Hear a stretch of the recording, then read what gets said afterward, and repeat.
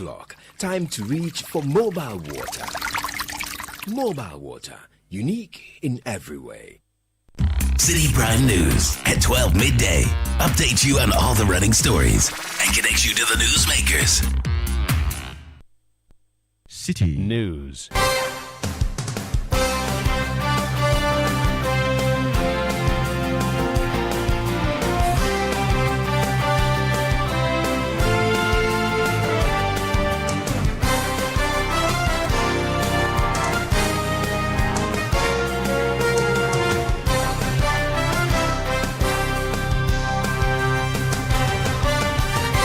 97.3 Citi FM. This is the Citi Prime News. We're broadcasting live from our studio in Accra.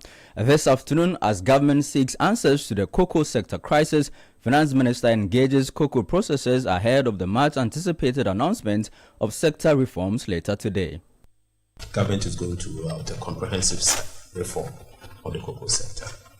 The sector has survived this country for years, created jobs, and has done so. It has become more or less has always been our mainstay of the Ghanaian economy. Also coming up in this edition of the Citi Prime News, government begins investigations into alleged extortion of illegal miners in Amanse Central District of the Ashanti region. The inquiry is still ongoing. So if the government of the day can go after, as it were, its own people, the ruling government can go after core members of the National Democratic Congress, clearly there is the political will to deal with issues of this nature. Still in this bulletin, National Road Safety Authority investigates commercial use of Toyota Voxy vehicles for long-distance travel following rampant crashes and public outrage. We are giving you 1 month within which to present your reports, and we'll give ourselves 2 weeks upon receipt of the report to start implementing your recommendations. And later on the Citi Prime News, Kinte traders want a piece of the fugu pie as Bonri Rivers call for National Kinte Day. Said the fugu call ya a once and buy. The best thing I'm going to say, Okudun so continue once a month.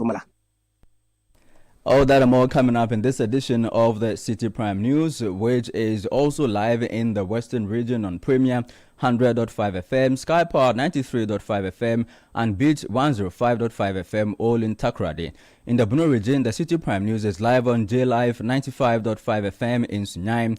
In the Ashanti region, we're on Orange FM 107.9 in Kumasi, and in the Volta region, we're on Akpini Radio 96.7 FM in Pando and Heritage FM 107.3 in Hohoi. Citi Prime News at 12 midday. Updates you on all the running stories and connects you to the newsmakers. Grateful to you for your time this afternoon. I am Charles Osukumi. You're welcome to the program. Let's begin with cocoa. Government is promising comprehensive reforms to reset Ghana's cocoa sector following mounting challenges, including delayed payments to cocoa farmers.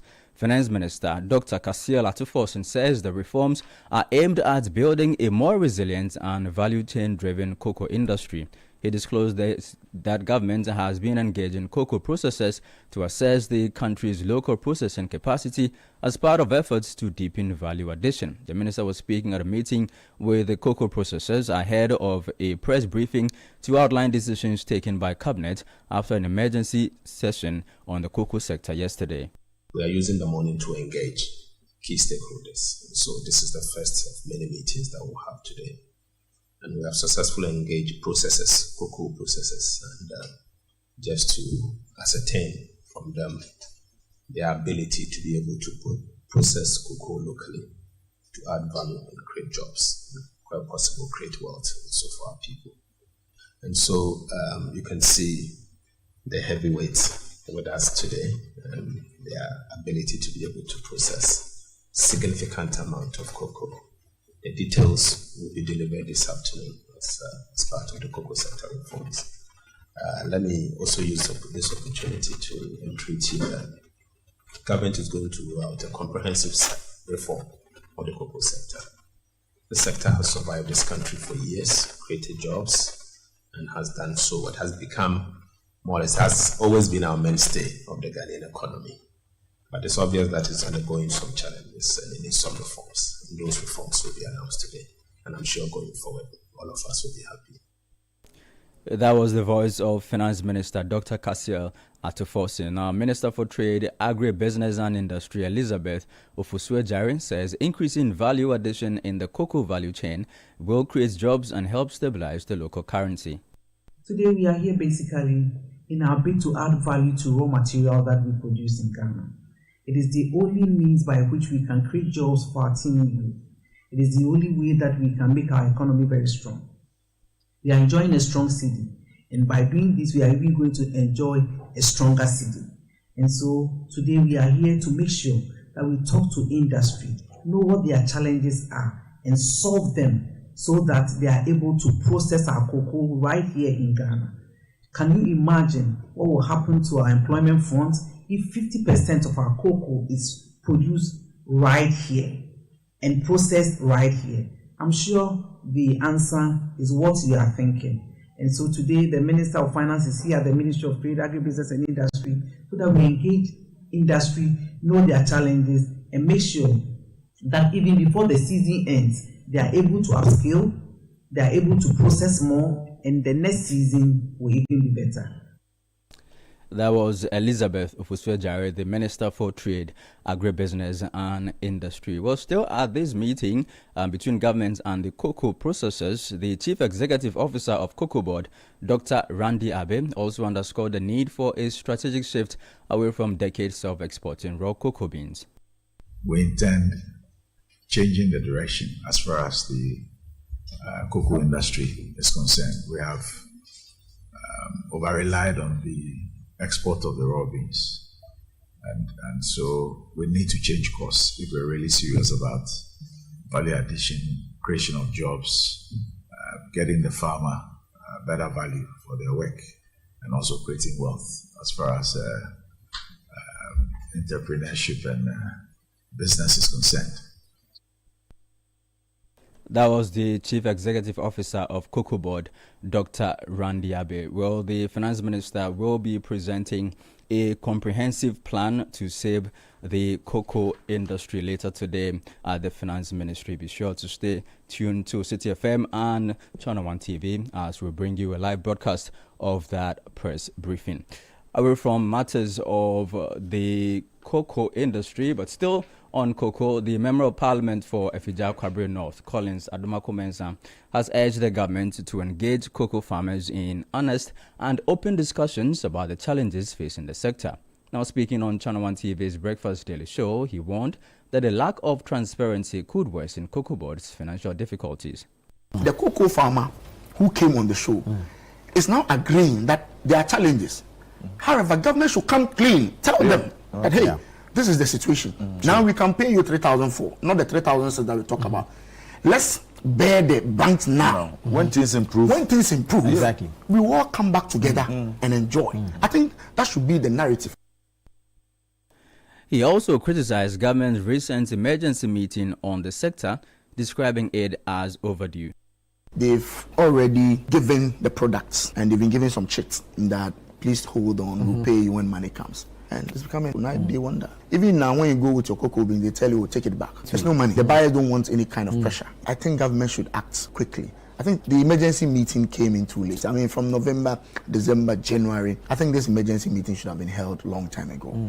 At least reduce the plight of the cocoa farmer. This Christmas and January, I've had a little bit of increase in the request for school fees payments. And normally in December, January, because of the cocoa season, most of the cocoa farmers have some liquidity, you know, with them. That's that they don't really come to members of parliament for school fees requests and all those things. But this time around, it has gone up a little bit. You know, that should tell you that they are really feeling the heat. Finance Minister will be rolling out sweeping reforms today. I think we will keep an eye on that and hope that the reforms will bring some respite. That was the Member of Parliament for Efija-Kwabre North, Collins Adumako-Mensah. Now, the National Road Safety Authority has set up a committee to investigate the safety of using converted Toyota Voxy vehicles as commercial taxis.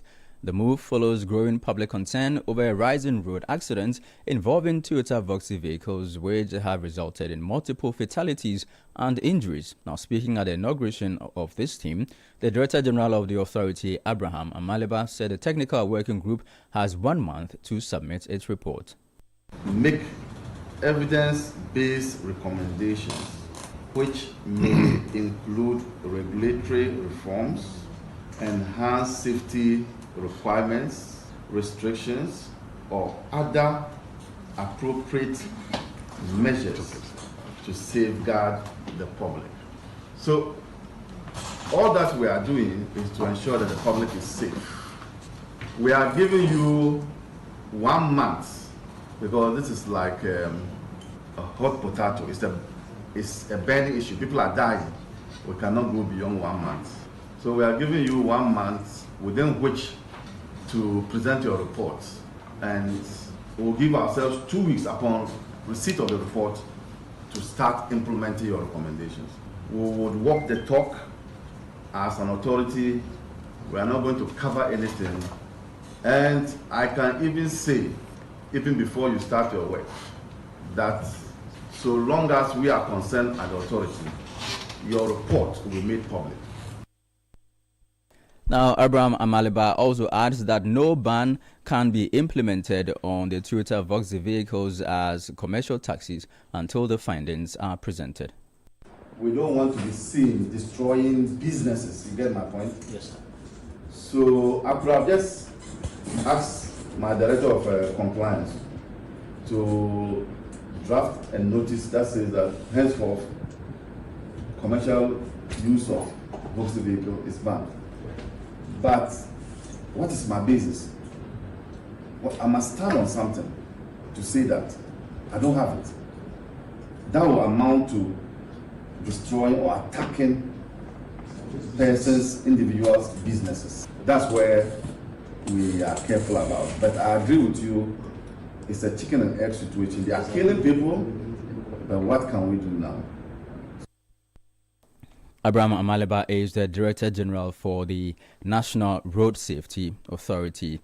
Well, the former Executive Officer of the National Entrepreneurship and Innovation Program, Kofi Osunkansa, has been in the news lately following his arrest. Well, government has denied allegations that arrest was politically motivated. The former NEIP CEO was arrested and charged with the publication of false news. While speaking to Citi News, a presidential staffer and member of the government communications team, Dr. Sami Aye, said the arrest was carried out by the appropriate state institutions and forms part of ongoing investigations. I think that there is no basis for the assertion by the minority that government wants to cower people into submission, government is intimidating people who are members of the MPP. Indeed, if government was interested in intimidating people to the detriment or to the disadvantage of the MPP, it must be clear that Kofi Osunkansa stated and made very wild claims that he knows people who have paid monies to secure scholarship.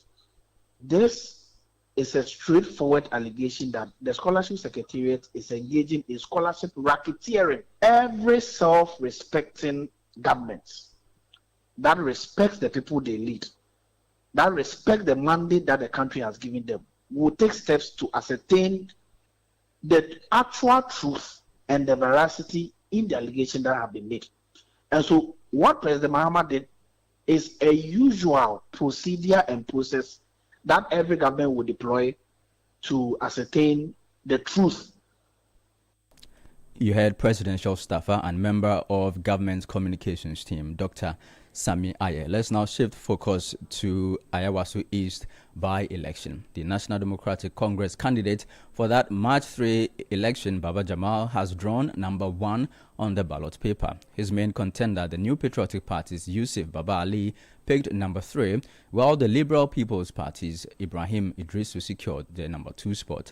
Independent candidates Alhaji Mohammed Umaru Sanda and David Krano will appear in positions 4 and 5 respectively. Speaking to the media after the exercise, Baba Jamal expressed confidence in his position on the ballot, describing it as a sign of victory.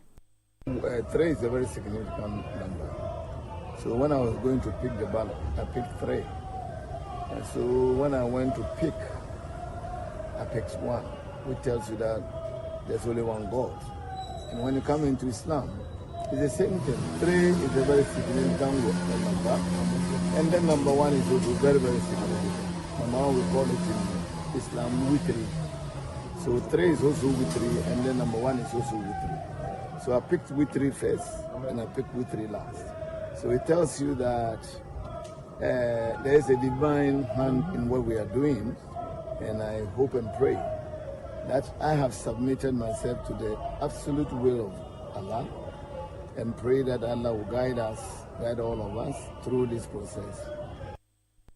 You heard the voice of Baba Jamal. He is the NDC candidate for the upcoming Ayawaso East parliamentary by-election. Meanwhile, independent candidate Mohammed Umaru Sanda, not our Umaru Sanda, says he decided to contest the seat in response to calls from constituents who believe he is best placed to address their concerns. I think the community also says if some people can be bribed to choose a candidate, they will also make their decision to choose a correct candidate. They already know that I have interest to contest this very election, but I told them point blankly that I don't have any money to go and pay, even for the form. Not much more for the delegates. So that is why the community also says so. Then we are the decision makers, so we're going to make you our candidate. So make sure that we vote for you massively to go to parliament. That is why you see me today picking my number as number 4 on the ballot paper. Okay. I'm going to parliament. I'm the winner. I'm going to win because, you know, Ayawaso East has 4 corners, and all the corners in Ayawaso East, we captured the corners. The youths that are in these 4 corners, and the youths are strongly behind me. You heard Mohammed Umaru Sanda, an independent candidate for the upcoming Ayawaso East by-election. You are listening to the City Prime News on 97.3 Citi FM, broadcasting from Accra.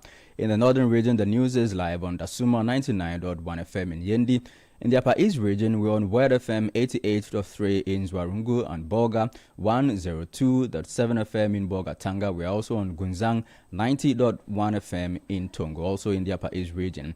In the Upper West region, we're on Westlink 88.1 FM in Laura and Pupili, 92.7 FM in Wa. In the Northeast region, the City Prime News is live on Eagle FM 94.1 in Wale Wale. Still ahead in the bulletin, government begins investigations into alleged extortion of illegal miners in Amansia Central District of the Ashanti region. We have details in a bit. Please stay with us. City Prime News at 12 midday. Update you on all the running stories and connects you to the newsmakers. We are gearing up for the trip of a lifetime. Heritage Caravan 2026. From 1st to 8th March 2026, 8 days, 14 regions, 1 legendary caravan. We're touring Ghana in the most spectacular way on the Heritage Caravan, exploring the beauty, history, and stories that make our nation unique. Rolling out from Greater Accra through Eastern and OT, up north to the Northern and Upper East, and all the way to the Western region, hitting iconic destinations across Ghana. The Heritage Caravan 2026 will be fun, educative, refreshing, and most of all, remarkable. Stay connected. Follow Channel 1 TV and 97.3 Citi FM across all social media platforms for updates, and join the conversation using the hashtag Heritage Caravan 2026. The Heritage Caravan 2026 is powered by Channel 1 TV with support from Citi FM. And it's proudly sponsored by Holland Insurance, Piva Beverages, Omni Basic Bank, Caveman Watches, Gino, Didi Sheto, Goyle, Minimi Achumo, and Admi Granite Paste. And it's supported by Nanes Rice. Heritage Caravan 2026. Experience Ghana like never before.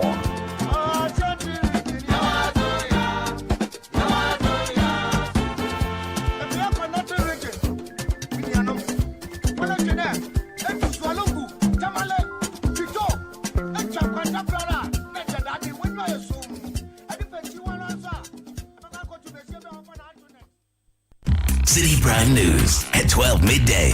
Update you on all the running stories and connects you to the newsmakers. You're welcome back. This is the City Prime News on 97.3 City FM, broadcasting from Accra and across our partner stations across the country. Now, the government has begun investigations into allegations of extortion and the facilitation of illegal mining activities, popularly known as Galamsey, following a Joy News documentary. The documentary detailed claims of an extortion scheme allegedly involving local officials accused of enabling illegal mining operations in parts of the country. The media relations officer at the Ministry of Lands and Natural Resources, Pa Kwesi Shandov, confirmed that the probe will examine the specific allegations and determine whether any laws or regulations governing mining activities have been breached. We're so proud to be forwarding of the petition. The sector minister had taken notes of the development already, and he had expressed concerns. Indeed, he, just like the entirety of government machinery, has taken a lot of deep interest in it, and that was the state stance of the minister until the president formally communicated that investigations have to be conducted into the matter. So as I speak to you, following the reception of the copies of the petition and the footages as well, an investigation has accordingly begun in due course. I'm sure the outcome of the investigation and the necessary actions, if any, will be duly communicated. National Democratic Congress, i.e. the party's third national chairman and the party's national organizer, were both accused, though they separately and categorically denied any involvement. They were accused of being involved in illegal mining activities. As I speak to you, the inquiry is still ongoing. So if the government of the day can go after, as it were, its own people, I'm saying that advisedly though, but if the government of the day can go after its own people, the ruling government can go after core members of the National Democratic Congress, clearly there's the political will to deal with issues of this nature. And so let me allay the fears of those who think that this would be a walk in the park. It would not. That was the media relations officer at the Ministry of Lands and Natural Resources, Pa Kwesi Shandov. Meanwhile, environmental sustainability group Eco-Conscious Citizens has questioned government's commitment to combating illegal mining here in Ghana. Speaking on Channel 1 TV's Breakfast Daily Show, the executive director of Eco-Conscious Citizens, Ayawaso, described government's efforts against Galamsey as inadequate. Is there any fight going on? We had the benefit of seeing the expose by Joy, and we can see how there's a protection racket going on. We're talking about water body. You can pay, is it 3,000? I can't quite remember the amount, to the assembly itself, and then you'll be given a sticker, and you can continue polluting the very river bodies that give us life. So is there any fight going on? And I believe even the spokesperson to the lands minister, Kwesi Shandov, has said that they know that there are some DCEs involved and who are impeding their attempt to put an end to illegal mining. And if you recall, in opposition, His Excellency the President made a statement to the fact that it should be the MCs, DCs, and ministers who should be in jail. So it means that he knew that this is what has been going on for some time. We've had the expose, the MCE or DCE is still at post. You heard the executive director of Eco-Conscious Citizens, Ayawaso. We're away from matters of illegal mining. In the past few days, Fugu or Batakari has been in the trends. Well, Kinte weavers in the Bonre community want a piece of this pie. They are calling on the government to declare a National Kinte Day to complement the recently instituted National Fugu Day. The appeal follows the government's declaration of Wednesday as National Fugu Day, a move aimed at promoting the northern woven fabric. According to the Bonre Kinte weavers, while the initiative to promote Fugu is commendable, similar national recognition should be extended to Kinte.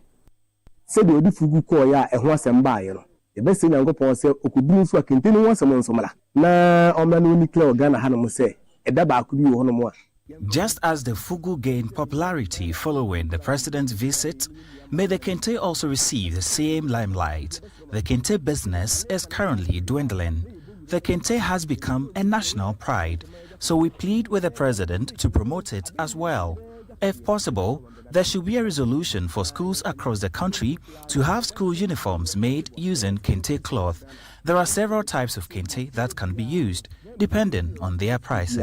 Omfa Kinte any afade na omfa from school atali no omo empam Kinte no ye wode ni bo odin ene wode ni bo for mo se be school for no betimi atobi. You heard the voice of a Kinte weaver from Bonre in the Ashanti region.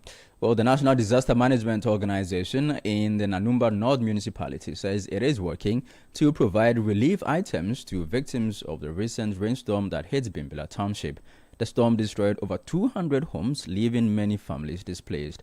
Now, speaking on Channel 1 TV's Breakfast Daily program, the Nanumba North Municipal Director for NADMO, Ndosun Jelima Sebastian, said temporary shelters have been provided for affected residents.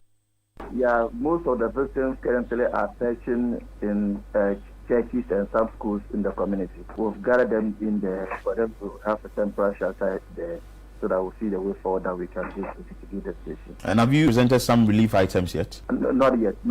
Yes, as a municipality which is headed by the National Directorate in collaboration with our municipal chief executive, we've written our report to the region and they've all seen what happened. And then the region will also respond through the national.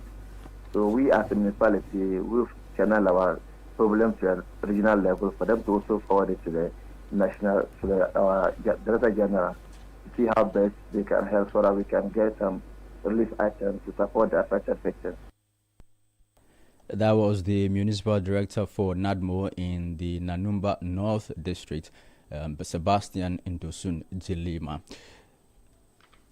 Now, the Inspector General of Police, Christian Tete Yuhunum, has approved the promotion of more than 12,000 police officers between January and the first week of February 2026, effectively clearing a backlog of promotions dating back 10 years.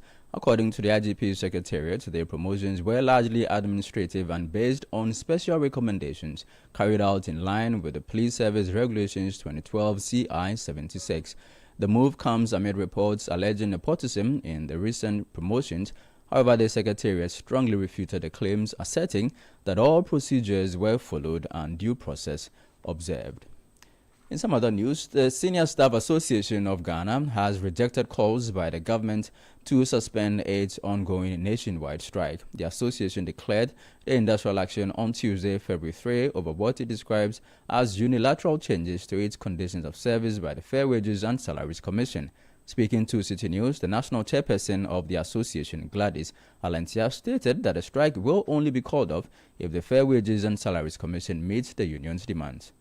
We heard that the minister has released some money, which is about 3 million concerning our tier. You have released about 3 million, and you are still owing us 6 million, which is even the principal alone. That's the principal. You are still withholding some, not even half of the money that have you paid. You haven't even paid the penalty, the 3% penalty. Are you expecting us to return? It's like you are just deceiving us. Oh, ignore these people. Can you imagine your child is hungry and is crying of hunger, and you shut the child up and say that, keep quiet, I am now going to the farm to even see if I will find food there, and then come back home, set fire and cook for you, so shut up. Is that done? That is what they are trying to do. So for us, they have to resolve the issues that we brought on board before we return. The reason is that we do not want to go back and then come back later and be following up on this same issue over. It's like we are always making noise.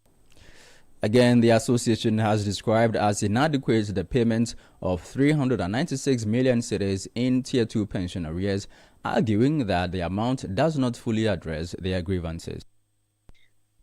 Our heart tells us that they are not dealing with the matter well, because we reported this issue, you were to intervene, and we brought our matter. You later turned out to tell us that we are now the defendants, which we saw that there is no fairness in that. So for us to return back to work, the Fair Wages and Salaries Commissioner, Dr. Smith Graham, must write and revoke the letter that he wrote to University of Ghana instructing them to use call-in to pay, which the University of Ghana has already started using that to pay those who do overtime work. It has already started reflecting. And on earth, how can this be that it's an issue that is still pending in the labor courts? Someone has gone behind that to start implementing it. That was the national chairperson of the Senior Staff Association of Universities of Ghana, Gladys Alentia. And finally, the African Medical Center of Excellence has identified poor transportation networks a shortage of specialist surgeons and limited health insurance coverage as the major barriers to life-saving surgical care across the continent. Since its launch last year, the center has completed West Africa's first red blood cell exchange, a life-saving procedure for patients with sickle cell disease.